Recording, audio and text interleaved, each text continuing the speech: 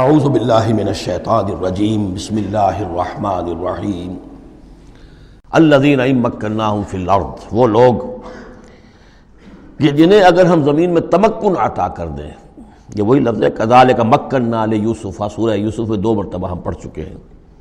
الذین ان مکناہم فی الارض، وہ لوگ کہ جنہیں اگر ہم زمین میں تمکن، قدرت، طاقت، غلبہ، حکومت، استیلاء عطا کر دیں تو وہ کیا کریں گے؟ اقاموا الصلاۃ، پہلا کام ہے نماز قائم کریں گے۔ یہی کام حضور نے کیا، جاتے ہی سب سے پہلے جمعہ قائم کیا اور پھر یہ کہ مسجد نبوی کی تعمیر کی، پہلا کام۔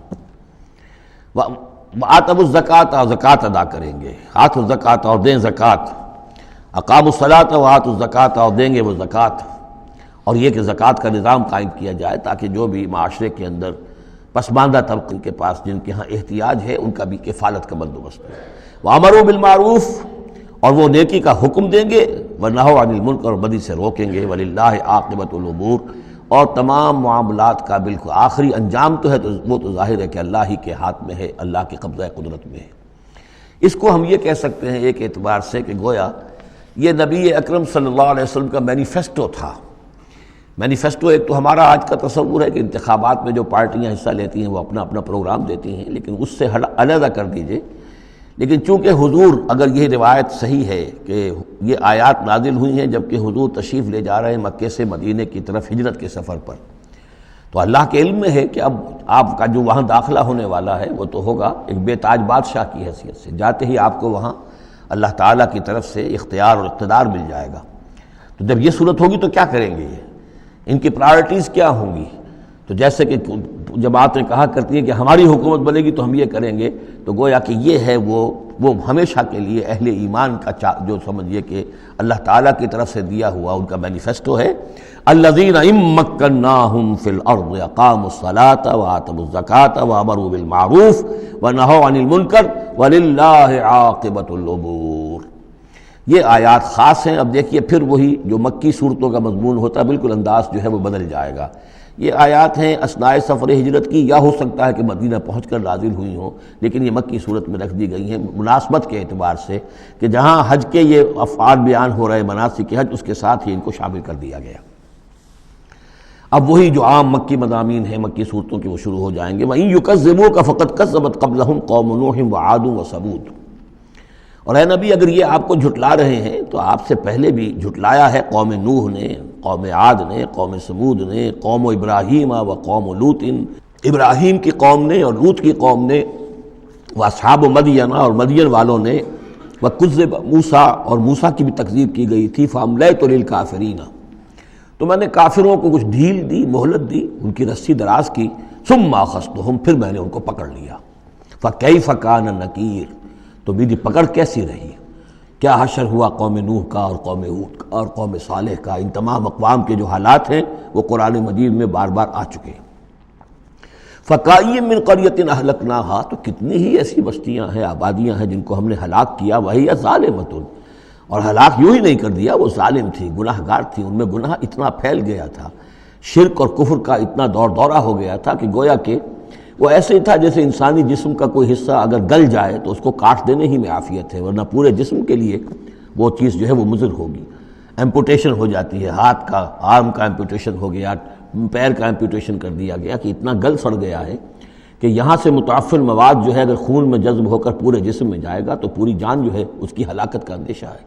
تو اللہ تعالیٰ اسی طریقے سے ان بستیوں کو کہ جو اس طریقے سے گندگی کا اور برائی کا اور معصیت کا اور سیئات کا مرکز بن چکی ہوں اور وہ پھوڑا بن چکی ہوں، پھر ان کے لیے یہی اللہ تعالیٰ کی طرف سے سرجیکل آپریشن ہوتا رہا ہے۔ فَكَأَيٍّ مِّن قَرْيَةٍ أَهْلَكْنَاهَا فَهِيَ ظَالِمَةٌ فَهِيَ خَاوِيَةٌ عَلَىٰ عُرُوشِهَا، وہ گری پڑی ہوئی ہیں اپنی چھتوں کے بل پر۔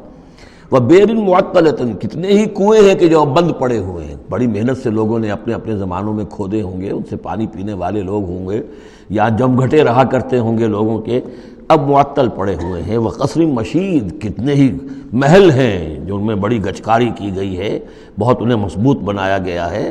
اب جاؤ الحمرا کو دیکھ لو، کبھی مسلمان حکومت کیا کرتے تھے، غرناطہ میں جاؤ اور دیکھو الحمرا محل کیسا ہے، جاؤ اور قرطبہ کی مسجد کو دیکھو کہ جہاں کوئی سجدہ کرنے والا نہیں ہے، کسی کو سجدے کی اجازت نہیں ہے۔ افلم یسیروا فی الارض، تو کیا یہ لوگ زمین میں گھومے پھرے نہیں ہیں؟ فَتَكُونَ لَهُمْ قُلُوبٌ يَعْقِلُونَ بِهَا، تو ہوتے ان کے دل جن سے یہ سمجھتے اور بات کو کی تہ تک پہنچتے۔ تو یہ جو لفظ قلب کے ساتھ عقل آیا ہے، اب اس کو اچھی طرح سمجھ لیجئے، چونکہ یہ بات میری تو آپ کے سامنے آ چکی ہے کہ میرے نزدیک انسان ایک مرکب وجود کا حامل ہے۔ اس کا ایک وجود حیوانی ہے، خالص حیوانی اور مکمل حیوان اور اعلیٰ ترین حیوان۔ انسان اعلیٰ ترین حیوان ہے، تمام حیوانوں میں سب سے افضل ہے، اور اس میں وہ ساری فیکلٹیز ہیں کہ جو حیوانات میں بھی ہوتی ہیں، لیکن اس کا ایک روحانی وجود ہے، وہ مکمل وجود ہے، انڈیپینڈنٹ ہے، بالکل اس حیوانی وجود سے ایک علیحدہ اور مستقل بذات وجود ہے۔ یہ دونوں کیسے جڑے ہوئے ہیں یہ ہم نہیں جانتے۔ وہ تو ہمیں یہ بھی معلوم نہیں کہ انسانی جسم میں جان کہاں ہے، کچھ پتہ نہیں، کہاں دل میں ہے کہیں ہے، تو دل تو بدل دیتے ہیں لوگ، پھر بھی وہ جان تو وہی کی وہی رہتی ہے۔ اب تو جو کچھ ہو رہا ہے آپ کو معلوم ہے، تو جان کہاں ہے، کس چیز سے متعلق، دماغ سے متعلق ہے، دل سے متعلق، کہاں سے متعلق؟ تو لائف ہی کو ہم نہیں جانتے، تو لائف سے آگے روح کا تعلق کس طور سے ہے ہم کیا جان سکتے ہیں؟ ہست رب الناس رابا جان الناس، اتصال بے تکیف بے قیاس، یہ متصل ہے، یہ جو روحانی وجود ہے اور حیوانی وجود ہے یہ متصل ہے، ملے ہوئے تو ہیں، لیکن یہ اتصال ایسا ہے بے تکیف بے قیاس، نہ اس کی کیفیت معلوم ہو سکتی ہے، نہ اس کو کسی اور چیز پر قیاس کیا جا سکتا ہے، لیکن ہے دو علیحدہ وجود۔ ایک وجود پہلے پیدا کیا گیا تھا، کما خلقناکم اول مرہ، دوسرا وجود اس عالم خلق کے اندر آتا ہے، اور ان میں سے ہر ایک کی، دونوں کی اپنی اپنی عقل ہے۔ روح کی اپنی عقل ہے، روح کی اپنی آنکھ ہے، روح کے اپنے کان ہیں، اور جسم کے حیوانی وجود کے اپنی آنکھیں ہیں، اپنے کان ہیں، اپنی عقل ہے۔ تو ان السمع والبصر والفؤاد، یہ حیوانی، یہ گویا کہ انسان کے جو حیوانی ذرائع علم ہیں وہ یہ ہیں، جن کے بارے میں گفتگو سورہ بنی اسرائیل کی اس آیت کے حوالے سے میں تفصیلاً کر چکا ہوں۔ ان السمع والبصر والفؤاد کل اولئک کان عنہ مسئولا۔ لیکن انسان کے اندر جو یہ روح ہے یہ دیکھتی بھی ہے، یہ سنتی بھی ہے، اس کے اپنے کان ہیں، وہ غیر مرئی کان ہیں، غیر مرئی آنکھیں ہیں، لیکن اس کی اپنی عقل ہے۔ اب یہاں دیکھیے یہ دونوں چیزیں واضح ہو جائیں گی۔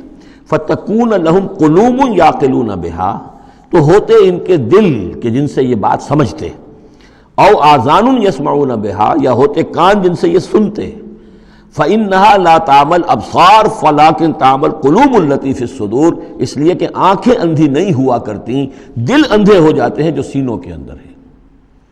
یہ کون سا اندھاپا ہے؟ ابو جہل اندھا تھا کس اعتبار سے؟ ابو لہب اندھا تھا کس اعتبار سے؟ ولید بن مغیرہ اندھا تھا کس اعتبار سے؟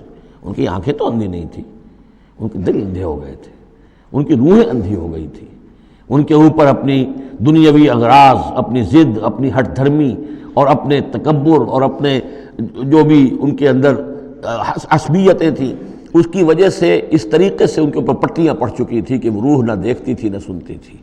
تو یہ ہے اصل میں یہ معاملہ۔ فَإِنَّهَا لَا تَعْمَى الْأَبْصَارُ، ایک ہے آنکھیں اندھی، لیکن ہو سکتا ہے اس کا دل جو ہے وہ دوسروں سے کہیں زیادہ دیکھنے والا ہو، لیکن یہ کہ آنکھوں کا اندھا ہونا اتنا بڑی بات نہیں، اتنا دل کا اندھا ہونا۔ أَفَلَمْ يَسِيرُوا فِي الْأَرْضِ فَتَكُونَ لَهُمْ قُلُوبٌ يَعْقِلُونَ بِهَا، تو کیا یہ زمین میں گھومے پھرے نہیں، پھر ہوتی ہیں ان کے دل کہ جن سے یہ بات کو سمجھتے، او آذان يسمعون بها، یا ہوتے کان، روح کے کان کہ جن سے یہ سنتے، دیدن دیگر آموز سنیدن دیگر آموز، اس لیے کہ ظاہر بات ہے بستیوں کو تو وہ دیکھتے تھے، کتا بھی دیکھ رہا ہے کہ کار آ رہی ہے، اسے بچنا ہے، وہ بھی اپنی جان بچاتا ہے، انسان نے بھی دیکھ لیا اور وہ بھی جان بچانے کے لیے ایک طرف ہو گیا، تو کوئی بڑا فرق نہیں۔ یہ حیوانی جو دیکھنا ہے وہ تو دیکھنا ہے، لیکن انسان کا دیکھنا کچھ اور ہے۔ فَإِنَّهَا لَا تَعْمَى الْأَبْصَارُ وَلَكِنْ تَعْمَى الْقُلُوبُ الَّتِي فِي الصُّدُورِ، اس لیے کہ آنکھیں اندھے نہیں ہوا کرتی بلکہ دل اندھے ہو جاتے ہیں جو سینوں کے اندر ہیں، اس لیے کہ روح کا مسکن قلب ہے، یہ ہم جانتے ہیں، روح کا مسکن قلب ہے، یہ ہم نہیں جانتے کہ کیسے، کس طرح۔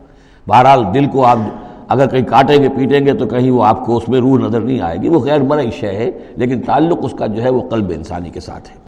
صدق اللہ العظیم۔